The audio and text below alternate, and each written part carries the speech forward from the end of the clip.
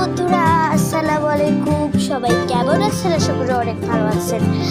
আজকে আমি আমার বাবার জন্য রান্না করেছি। রাতের আয়োজন হচ্ছে মাছ ভর্তা আর ডালের বড়া।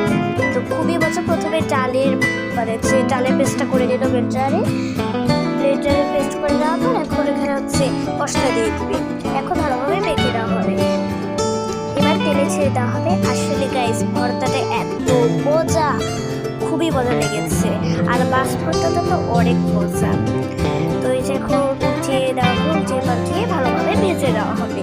দেখুন কি সুন্দর লাল লাল কালার এসেছে।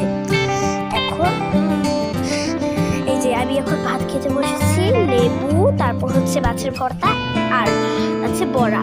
প্রথমে মাছের ভর্তা দিয়ে খেয়ে দিব গাইস। আবার হচ্ছে বড়া আর মাছের ভর্তা একটু লেবু দিয়ে দিব গাইস।